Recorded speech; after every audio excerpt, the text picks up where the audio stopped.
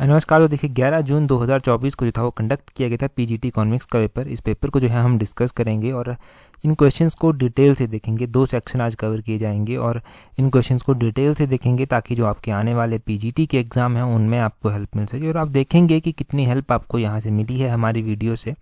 और हर एक question exam point of view से आने वाले एग्जाम्स के लिए भी जो है वो इम्पोर्टेंट है। तो क्वेश्चन नंबर 21 से डिस्कशन को स्टार्ट करते हैं। बोलते हैं which of the following district of Himachal Pradesh has the largest number of ancient inscription. तो बोलते हैं कि हिमाचल का ऐसा कौन सा जिला है जहाँ पर सबसे अधिक प्राचीन अभिलेख जो है वो मिले हैं या फिर सबसे ज़्यादा प्राचीन अभिलेख जो है वो है। अगर हम इन डिस्ट्रिक्ट्स की बात करते हैं तो यह है चंबा डिस्ट्रिक्ट। ऑप्शन बी जो है वो सही आंसर हो जाएगा। चंबा डिस्ट्रिक्ट है जहाँ पर सबसे ज़्यादा नंबर ऑफ इंस्क्रिप्शंस जो है वो मिली हैं। चलो सही बात है कि चंबा में जो है वो सबसे ज़्यादा नंबर ऑफ इंस्क्रिप्शंस जो है वो मिली है। अगर हम चंबा रियासत की बात करते हैं तो ये इंस्क्रिप्शंस हमें कैसे कैसे देखने को मिली, कहाँ कहाँ पर देखने को मिली, कुछ थोड़ी सी जानकारी अगर होगी तो देखो, एक तो हमें देखने को मिलता है कि चंबा के राजा जसाटा वर्मन हुए। जसाटा वर्मन के कार्यकाल के दौरान हमें जो शिलालेख देखने को मिलते हैं वो चुराह के लोह टिकरी में देखने को मिल जाते हैं। यहाँ पर शिलालेख देखने को मिले। चंबा के राजा ललित वर्मन हुए, इनके कार्यकाल के दौरान भी जो था वो हमें कुछ एक पत्थरों पर अभिलेख जो है वो देखने को मिले। ये डिबरी कोठी और सेचू नाला जो कि पांगी के समीप है वहाँ से जो है वो प्राप्त होते हैं। ये आपने ध्यान रखना है। ये चंबा रियासत इंपॉर्टेंट रियासत है। तो इसकी स्थापना मेरू वर्मन के द्वारा की गई थी। लगभग 550 ईस्वी पूर्व जो था वो इसकी स्थापना जो था वो की गई थी। ये आपने ध्यान रखना है। चंबा शहर की स्थापना राजा साहिल वर्मन के द्वारा जो है वो की जाती है। 920 ईस्वी में जो है वो राजा साहिल वर्मन चंबा रियासत की स्थापना करते हैं। इनके द्वारा चंबा में जो है वो मंदिर भी बनवाए गए, जैसे कि लक्ष्मी नारायण मंदिर हो गया, कामेश्वर मंदिर हो गया, चंद्रगुप्त मंदिर हो गया, चंद्रशेखर मंदिर हो गया। इस तरह के मंदिर इनके द्वारा जो था वो बनवाए गए। चंबा के ही एक राजा हुए जिनका नाम चतर सिंह था। इनको औरंगजेब ने हिंदू मंदिरों को नष्ट करने का जो है ऑर्डर दिया था। ये ऑर्डर 1678 में दिया था। इन्होंने मानने से इनकार कर दिया था। और चंबा रियासत के ही अंतिम राजा हमें देखने को मिलते हैं राजा लक्ष्मण सिंह का नाम आपने ध्यान रखना है। तो ये भी हो गया। पिछले कल मैंने पूछा था भूरी सिंह म्यूजियम की स्थापना कब की गई है, तो वो स्थापना 1908 में जो था वो भूरी सिंह म्यूजियम की गई थी। राजा भूरी सिंह ने अपने ही नाम पर ये म्यूजियम जो था वो बनवाया था। डिस्ट्रिक्ट चंबा में ये स्थित है। अगले क्वेश्चन में बोलते हैं which of the following about Himachal Pradesh. तो करेक्ट कौन सा है इनमें से ये आपको बताना है। तो सबसे पहले हम बोलते हैं Dhar Kathar is on the extreme east of Bilaspur. की धार कठार जो है ये एक्सट्रीम ईस्ट ऑफ बिलासपुर में जो है वो स्थित है, ये बोलते हैं। दूसरी में हम बोलते हैं Sutlej river enter Bilaspur district at village Naila. की सतलुज नदी जो है वो नैला गांव के समीप जो है वो बिलासपुर में एंटर करती है। तीसरे में हम बोलते हैं कि सिरखट जो है वो सेपरेट करती है हमीरपुर डिस्ट्रिक्ट और मंडी डिस्ट्रिक्ट को। चौथे में बोलते हैं कि river Binwa is one of the tributary of Beas river in district Kangra. की बिनवा जो है वो ब्यास की सहायक नदी है डिस्ट्रिक्ट कांगड़ा में। अगर देखो हम बात करें तो यहाँ पर सबसे पहले तो बिनवा हमने बहुत बार पढ़ रखा है कि कांगड़ा में ब्यास की एक सहायक नदी है। तो जहाँ पर चौथी ऑप्शन नहीं है वहाँ पर काट दीजिए। ऑप्शन ए और ऑप्शन बी कट जाएगा। अब आपके पास 2 ही ऑप्शन जो है वो बच जाती हैं। अब देखो चौथा ऑप्शन जो है वो सही है, तो चौथे का तो पहला होगा या तो तीसरा होगा। धार कठार के बारे में क्या कुछ आपने ऐसे पढ़ रखा है, स्पेसिफिक नहीं पढ़ रखा है, तो फिर इसके ऊपर ज़्यादा फोकस करने की ज़रूरत थी ही नहीं। इसको भी काट देते। आपके पास 2 ही ऑप्शन बच जाती। एक सिरखट जो है ना, ये भी हमीरपुर और बिलासपुर के बीच में बाउंड्री बनाती है, इनको सेपरेट करती है। तो ये तीसरा और चौथा जो है वो सही आंसर हो जाएगा। क्वेश्चन नंबर 22 का ऑप्शन सी जो है वो सही आंसर है। यहाँ से इतना याद रख लीजिए। अगला क्वेश्चन देखिए क्या बोलते हैं which of the following is correct about Dhauladhar of lesser Himalaya in Himachal Pradesh. तो धौलाधार के बारे में कुछ एक स्टेटमेंट्स दी गई हैं, बताना है कि कौन सी जो है वो करेक्ट है। पहली स्टेटमेंट में देखिए क्या बोलते हैं। पहली स्टेटमेंट में बोलते हैं कि it include Kangra, Chamba and Mandi. ये कांगड़ा, चंबा और मंडी को जो है वो इंक्लूड करती है। दूसरे ऑप्शन में बोलते हैं it includes Kangra Hamirpur district only. की कांगड़ा और हमीरपुर को जो है वो इंक्लूड करती है। तीसरे में बोलते हैं कि इट इंक्लूड कांगड़ा, ऊना और चंबा डिस्ट्रिक्ट। तो जहाँ पर तो ऊना और हमीरपुर आ गया ना, वो ऑप्शंस तो कभी ठीक होंगी ही नहीं। ऑप्शन सी और ऑप्शन बी जो है वो सही आंसर है, क्योंकि ये शिवालिक के साथ जो है वो इनको जोड़ा जाता है, शिवालिक पर्वत श्रेणी के साथ। ये आपने ध्यान रखना था। अब आपके पास कांगड़ा, चंबा, मंडी और कांगड़ा, चंबा, कुल्लू जो है वो बच गया। तो इसमें जो है वो कांगड़ा, चंबा, मंडी जो है वो सही आंसर हो जाएगा। कांगड़ा, चंबा, मंडी ऑप्शन ए सही आंसर है। धौलाधार जिसकी बात कल परसों ही की जा रही थी कि ये 1500 मीटर से लेकर 4500 मीटर के बीच में जो है वो फैला हुआ है। यहाँ पर हम पढ़ते हैं कि इसको जो है वो मौलाक पर्वत के नाम से भी जाना जाता है। और ये चंबा, कांगड़ा और मंडी इन डिस्ट्रिक्ट्स में जो है वो मुख्य रूप से जो है वो फॉल करता है। ये ध्यान रखना है। On the other hand Shivalik की बात की जाए तो शिवालिक देखो मुख्य रूप से तो ऊना में ये आता है, और भी बहुत सारे डिस्ट्रिक्ट इसके साथ लगते हैं, जैसे कि हमीरपुर हो गया, सोलन हो गया, सिरमौर हो गया, ठीक है जी।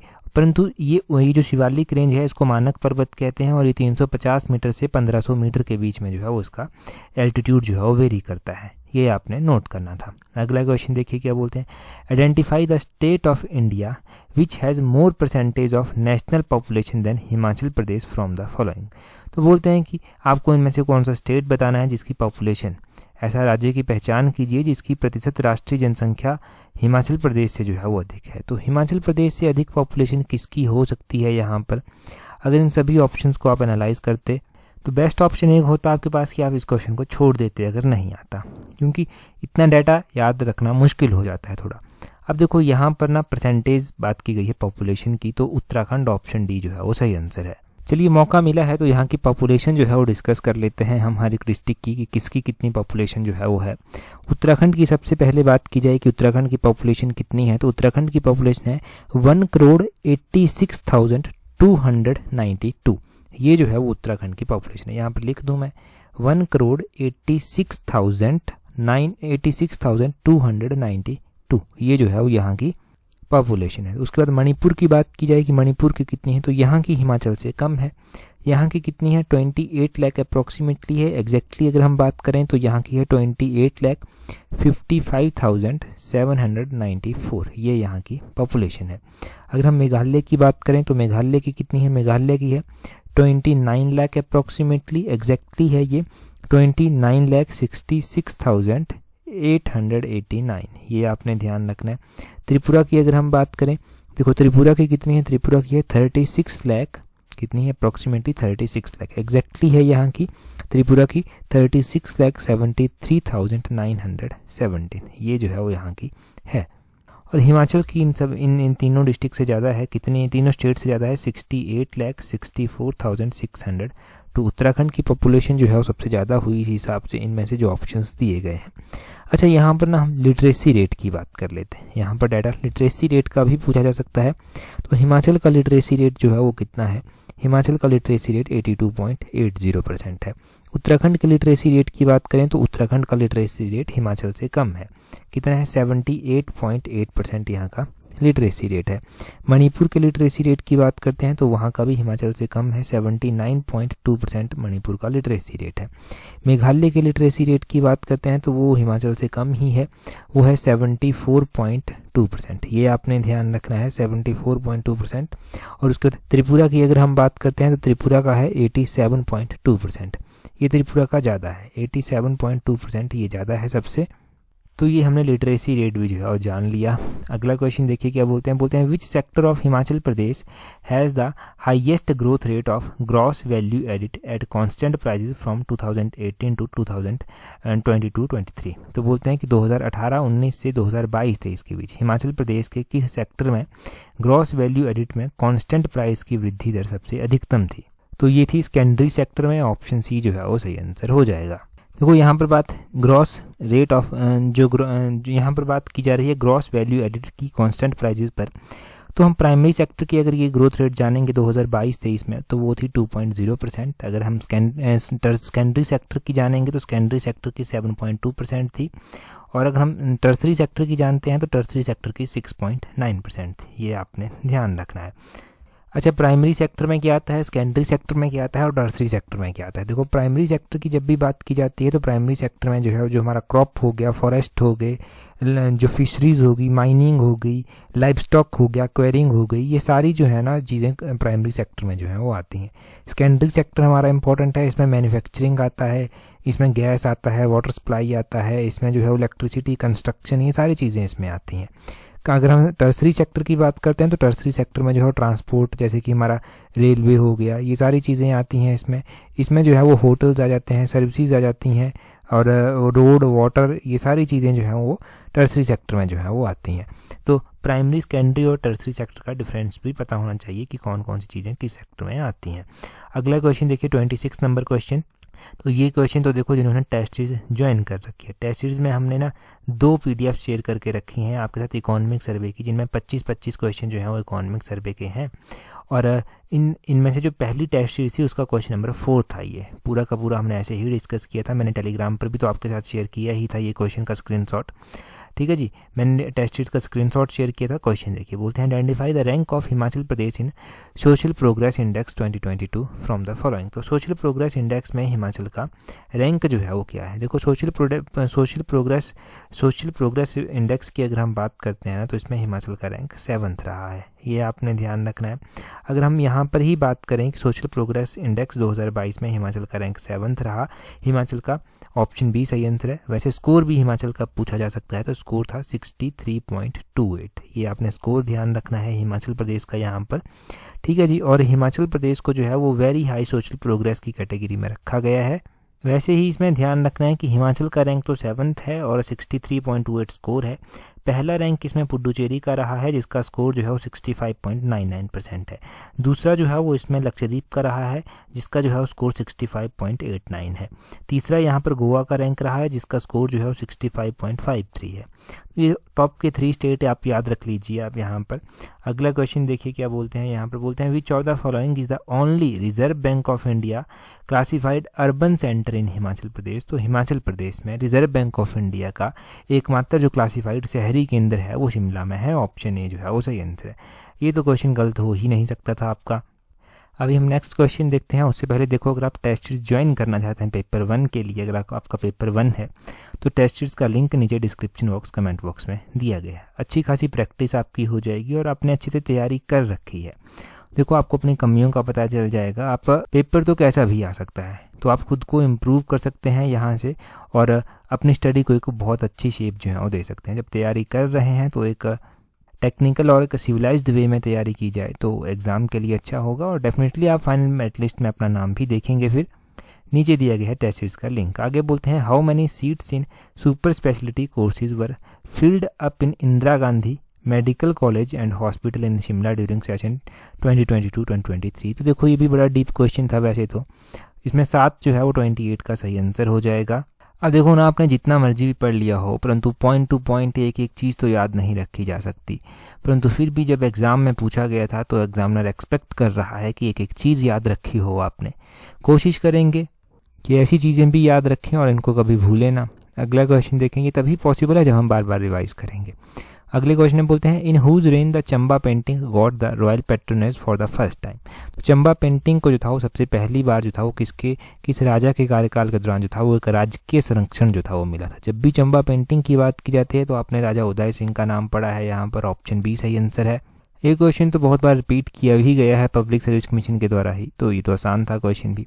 अब आगे बोलते हैं दरोज दब धार marriage in tribal areas of Kinnaur Himachal Pradesh. तो ये दरोस दब धार ये किस तरह के मैरिज के टाइप हैं।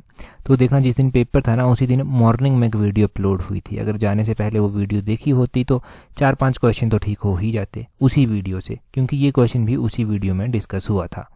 उसी वीडियो में हमने ये इमेज जो था वो डिस्कस की थी और इसी इमेज के माध्यम से हमने मैरिज टाइप पढ़े थे। देखो मैरिज टाइप जो हमने उस दिन पढ़े थे वो हमने किन्नर्स किन्नौरास के बीच में पढ़े थे। एक इनके बीच में दम चालीसम दमसाम सचीज और एक बेनांग हचीज जूसीज, ये लव मैरिज के टाइप आते हैं।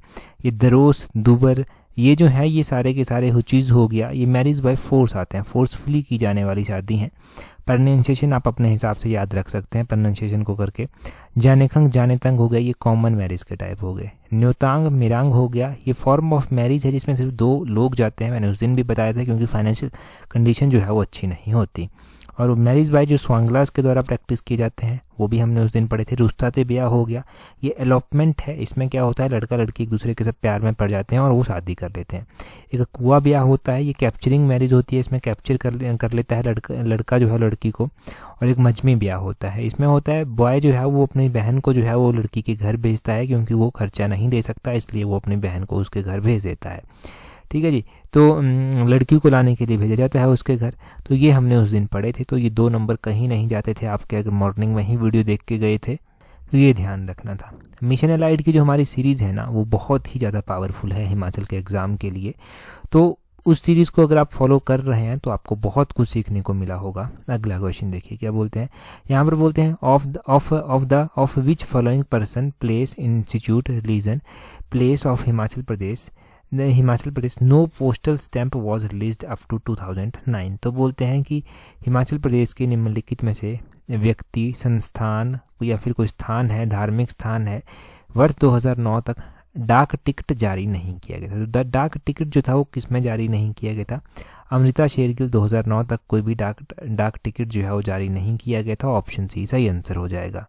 अमृता शेरगिल का जन्म कहाँ पर हुआ था? तो हंगरी में जो है वो इनका जन्म हुआ था। हंगरी के बुदापेस्ट में इनका जन्म जो था वो हुआ था। 1913 में जो था वो इनका जन्म हुआ था। हिमाचल के साथ कैसे जोड़ा जाता है इनको? हिमाचल के साथ ऐसे जोड़ा जाता है कि हिमाचल प्रदेश में जो है वो इन्होंने शिक्षा प्राप्त की थी। हिमाचल प्रदेश के शिमला में इन्होंने जो था वो शिक्षा प्राप्त की थी। जीसस एंड मैरी स्कूल था जहाँ से इन्होंने शिक्षा प्राप्त की थी। अच्छी पेंटर थी तो इनके द्वारा जो है वो अलग अलग कार्य किए गए, जैसे कि ब्लैक न्यूड इनका कार्य है, सिटिंग न्यूड इनका कार्य है, यंग गर्ल इनका कार्य है, ब्राइड्स टॉयलेट इनका कार्य है। एक हिल सेंस पूछा गया था एग्जाम में, किसी एग्जाम में पूछा गया है ये हिल सेंस, ये भी अमृता शेरगिल का ही कार्य है और ये 1938 में इनके द्वारा किया गया था। ये आपने ध्यान रखना है। काफ़ी अच्छी पेंटर थी ये एक, और इनका जो डेथ थी, इनकी डेथ 1941 में जो था वो हुई थी। और ये जो हिल सेंस इन्होंने एक पेंटिंग बनाई थी, ये कहाँ पर बनाई थी? तो शिमला में ये इनके द्वारा पेंटिंग बनाई गई थी। ये ध्यान रखना है, शिमला में ये पेंटिंग बनाई गई थी। देखो आपने एक ही एग्ज़ाम नहीं देना है, अभी बहुत सारे एग्ज़ाम दिए जाएंगे, तो किसी भी एग्ज़ाम में कुछ भी डाटा पूछा जा सकता है। याद करते रहें, रिवाइज करते रहें। अगला क्वेश्चन देखिए, बोलते हैं identify the number of district which Himachal Pradesh had up to October 1966। तो बोलते हैं कि हिमाचल प्रदेश में जो है वो कितने ज़िले थे 1966 तक। कोई भी वीडियो उठा के देख लीजिए, हर एक दूसरी तीसरी वीडियो में हमारा ये क्वेश्चन डिस्कस होता ही होता है। देखो डिस्ट्रिक्ट्स की अगर हम बात करें ना कि हिमाचल में कितने ज़िले थे 1966 तक, तो जब हिमाचल का गठन हुआ 1948 में, तो यहाँ पर 4 ज़िले जो था वो हुआ करते थे। 5वें नंबर का ज़िला जो था वो यहाँ पर बिलासपुर बनता है, 6ठे नंबर का ज़िला यहाँ पर किन्नौर बनता है, और यही ज़िले जो है 1960 में ये किन्नौर ज़िला जो है वो बनता है। और 1960 के बाद काफ़ी टाइम तक इन 6 ज़िलों के साथ ही काम चला था, तो ऑप्शन ए ही सही आंसर होना था डेफिनेटली इसका। फिर देखो 1966 में जो था वो 1966 नवंबर 1966 में ना जिलों की संख्या इंक्रीज भी हुई थी, वो 10 हो गई थी, परंतु तक पूछा गया है ना कि 1966 तक तो जो था वो 6 ही जिले थे। ऑप्शन ए सही आंसर है। 1966 नवंबर में जो है वो 4 जिले जुड़ते हैं और जिलों की संख्या 10 हो जाती है, परंतु 10 ऑप्शन में भी नहीं दिया गया है, तो ये कहीं से भी सही आंसर जो था वो नहीं होना था। ऑप्शन ए ही इसका सही आंसर है, ये ध्यान रखना है। फिर उसके बाद 1971 में जो है वो हिमाचल प्रदेश को पूर्ण राज्य का दर्जा मिल जाता है। 18वें नंबर का जो है ये इंडिया का राज्य जो है वो बन जाता है। और उसके बाद 1972 में कुछ और ज़िले जोड़े जाते हैं और उसके बाद हिमाचल की जो ज़िलों की संख्या होती है वो 12 हो जाती है। और अभी हमें देखने को मिलता है कि प्रेजेंट टाइम में 12 ज़िले जो है वो हिमाचल प्रदेश में हैं। 33 नंबर क्वेश्चन देखिए, बोलते हैं what was the overall rank of Mandi district of Himachal Pradesh in district good governance index. तो ये भी कभी गलत नहीं हो सकता था क्वेश्चन आपका। अभी कोई सा भी हमारा मिशन एलाइड का पार्ट उठा के देख लेना, 2-3 पार्ट छोड़ के पीछे, वहाँ पर आपको ये कहीं ना कहीं पर मिल जाएगा। गिरिराज पत्रिका में ये मिल जाएगा। डिस्ट्रिक्ट गुड गवर्नेंस इंडेक्स में हिमाचल प्रदेश के मंडी जिले का रैंक 5वां था। 33 का ऑप्शन डी जो है वो सही आंसर है। देखिए डिस्ट्रिक्ट गुड गवर्नेंस इंडेक्स का डाटा अगर हम डिस्कस करते हैं ना कि डिस्ट्रिक्ट गुड गवर्नेंस इंडेक्स में कहाँ पर किस जिले का कितना रैंक जो है वो रहा, 2021 के अकॉर्डिंग जब भी बात की जाती है तो पहला रैंक हम डिस्ट्रिक्ट कांगड़ा का जो है वो पढ़ते हैं, दूसरा रैंक डिस्ट्रिक्ट बिलासपुर का पढ़ते हैं, तीसरा रैंक डिस्ट्रिक्ट ऊना का पढ़ते हैं, चौथा रैंक डिस्ट्रिक्ट हमीरपुर का पढ़ते हैं, 5वां रैंक मंडी का आ जाता है, 6ठा रैंक चंबा का आता है, 7वां रैंक जो है शिमला का आता है, 8वां रैंक कुल्लू का आता है, 9वां रैंक सिरमौर का आता है, 10वां रैंक जो है वो किन्नौर का आ जाता है और 11वां रैंक सोलन का आता है, 12वां रैंक लाहौल स्पीति का आ जाता है। तो ये हमने 12 के 12 रैंक पढ़ के रखे हैं। मिशन जो गिरिराज पत्रिका है महीने का सेकंड पार्ट शायद देखना, उसमें लास्ट में हमने डिस्ट्रिक्ट गुड गवर्नेंस इंडेक्स अच्छे से पढ़ा है। 34 में बोलते हैं identify the number of foreign tourist who visited Himachal Pradesh up to November 2022। अब देखो यहाँ पर नवंबर 2022 पूछा गया है, हमने जो डाटा पढ़ा था वो हमने दिसंबर 2022 तक का पढ़ा था, तो नवंबर 2022 का डाटा पूछा गया था, दिसंबर 2022 का डाटा हमने पढ़ा था। आप इजीली एस्टिमेट लगा सकते थे क्योंकि जो हिमाचल प्रदेश में जो टूरिस्ट पहुंचते हैं आकर, टोटल टूरिस्ट जो पहुंचते हैं आकर वो 139.2 0.23 लाख जो है वो पहुंचते हैं नवंबर 2022 तक, ये आपने ध्यान रखना है। और इसमें से जो इंडियन टूरिस्ट थे वो कितने थे, तो इंडियन टूरिस्ट थे 138.97 लाख, ये इंडियन टूरिस्ट थे। और अगर फॉरेन टूरिस्टर्स की बात की जाती है तो कि फॉरेनर कितने थे, तो फॉरेनर थे 0.26 लाख, 0.26 लाख थे, ये ध्यान रखना था। तो ऑप्शन बी सही आंसर है इसका। तो ये नवंबर 2022 तक का डाटा है। जो डाटा हमने पढ़ा था ना, वो हमने लिख के पढ़ा था, पूरा चार्ट के माध्यम से पढ़ा था, वो दिसंबर 2022 तक का था। तो उसमें भी हमने क्या पढ़ा था, उसमें हमने पढ़ा था कि हिमाचल प्रदेश में जो टूरिस्ट आते हैं दिसंबर 2022 तक, उसमें जो है वो 150.99 लाख जो है वो टोटल टूरिस्ट आते हैं, जिसमें से जो है वो 150.70 लाख जो है वो इंडियन टूरिस्ट थे, और फॉरेन टूरिस्ट जो था वो उसमें से 0.29 लाख थे। तो वो 29 और 26 लाख जो है वो मैच हो जाना था इजीली, उसमें कोई दिक्कत भी नहीं आनी थी आपको। ठीक है जी, तो ये ध्यान रखना है। अगला क्वेश्चन देखिए 35। जब पेपर था तो उसी दिन जो वीडियो अपलोड हुई थी मॉर्निंग में ही, तो पहला ही क्वेश्चन वहाँ पर डिस्कस हुआ था। हमने ओवरऑल रैंक मेडल्स की जाना था कि कितने जीते हैं, परंतु यहाँ पर पूछा गया ब्रॉन्ज मेडल। देखो हमने जाना था कि जो खेलो इंडिया यूथ गेम्स में 2024 में हिमाचल को मेडल मिले हैं, वो मिले हैं 14 मेडल टोटल हमने पढ़े थे। उसमें हमने डिटेल से पढ़ा था कि एक मेडल जो है वो किसके द्वारा जीता गया, वो गोल्ड मेडल जो था वो एक मेडल जीता गया। उसका सिल्वर मेडल की हमने बात की थी, तो सिल्वर मेडल कितने तो जीते गए थे, 5 सिल्वर मेडल जीते गए थे, और रिमेनिंग 8 जो था वो ब्रॉन्ज मेडल जीते गए थे। और यहाँ पर ब्रॉन्ज मेडल ही पूछा गया है, तो 8 ब्रॉन्ज मेडल जो है वो जीते गए हिमाचल के द्वारा। ऑप्शन डी जो है वो सही आंसर है। तो ये क्वेश्चन वहाँ से टोटली पूरा हमने अच्छे से डिस्कस किया था, तो ये भी गलत नहीं होता था। तो उसी दिन की मॉर्निंग की वीडियो से ही ये 4-5 नंबर आपके बिल्कुल सही हो जाते थे। अभी हम अगला क्वेश्चन देखें उससे पहले अगर आप एलाइड की तैयारी कर रहे हैं तो एलाइड की टेस्ट सीरीज ज्वाइन करना ना भूलें, क्योंकि बहुत इंपॉर्टेंट पेपर है एलाइड का, और अभी एचएस का एग्ज़ाम भी आ रहा है। तो तैयारी बहुत अच्छी होपफुली आपकी चल रही होगी। एक अच्छी प्रैक्टिस करना चाहते हैं तो हमारे साथ जुड़ जाइए। टेस्ट सीरीज का लिंक नीचे डिस्क्रिप्शन बॉक्स कमेंट बॉक्स में दिया गया है। ठीक है जी, तो वहाँ पर जुड़ जाना, डेफिनेटली हेल्प मिलेगी आपको आने वाले एग्जाम्स में। लिंक नीचे दिए गए हैं टेस्ट सीरीज के, जल्दी से जुड़ जाइए। अभी देखिए क्वेश्चन नंबर 1 हिंदी का सेक्शन डिस्कस कर लेते हैं। यहाँ पर क्या बोलते हैं क्वेश्चन नंबर 1 में, यहाँ पर बोलते हैं कि किस शब्द में अप उपसर्ग का प्रयोग नहीं हुआ है। तो अगर उपसर्ग प्रत्ययों की बात करें तो हर एक पीजीटी के एग्जाम में अभी तक पूछे गए हैं। अप उपसर्ग का प्रयोग अपरिपक्व में नहीं हुआ है, ऑप्शन ए सही आंसर है। क्वेश्चन नंबर 2 में बोलते हैं सरकारी गोदामों में ढेर सारा अनाज भरा पड़ा है। इसमें जो ढेर सारा है वो कौन सा विशेषण का भेद है, तो ढेर सारा जो है वो परिमाणवाचक विशेषण का भेद है, ऑप्शन सी सही आंसर है। तीसरे में बोलते हैं तब कामदेव की पत्नी ने सारा सम्मोहक जादू चलाया, कि यहाँ पर जो है वो किस तरह का कारक है। तो अगर कारक की बात की जा रही है तो ये संबंध कारक है, तीसरे का बी हो जाएगा। आगे बोलते हैं चौथे में इस देश में आज भी जयचंदों की कमी नहीं है। यहाँ पर जयचंद जो है वो संज्ञा का कौन सा भेद है, तो जयचंद जो है वो संज्ञा का कौन सा भेद है, ये जो है वो ऑप्शन ए जातिवाचक संज्ञा का भेद आ जाएगा। आगे बोलते हैं जिस वाक्य में कोई सामान्य कथन या सूचना होती है उसे क्या कहते हैं। तो जिस वाक्य में कोई सामान्य कथन या सूचना होती है उस वाक्य को जो है वो विधानवाचक वाक्य कहते हैं, ऑप्शन बी सही आंसर है। क्वेश्चन नंबर 6 में क्या बोलते हैं, 6 में बोलते हैं यहाँ पर प्रभात होते ही नीलमणि पर्वत पर डैश फैल जाता है। तो क्या फैल जाता है नीलमणि पर्वत पर, यहाँ पर आतप फैल जाता है। आतप ऑप्शन बी जो है वो सही आंसर है। आतप ऑप्शन बी सही आंसर है। 7 में बोलते हैं निम्नलिखित में से कौन सा शब्द दिन का पर्यायवाची नहीं है। तो दिन का पर्यायवाची में से ऑप्शन डी दीनमान जो है वो नहीं है, तो दीनमान इसका पर्यायवाची नहीं है। अभ्यागत में संधि विच्छेद कौन सा है, तो अभ्यागत में संधि विच्छेद है अभि प्लस आगत, ऑप्शन डी सही आंसर है, आसान था। आगे बोलते हैं मुंह की खाना मुहावरे का अर्थ क्या है। तो बोलते हैं कि वो मुंह उसको बुरी तरह से मुंह की खानी पड़ी, मतलब उसको बुरी तरह से हार का सामना करना पड़ा। बुरी तरह से हारना ऑप्शन सी जो है वो 9th का सही आंसर हो जाएगा।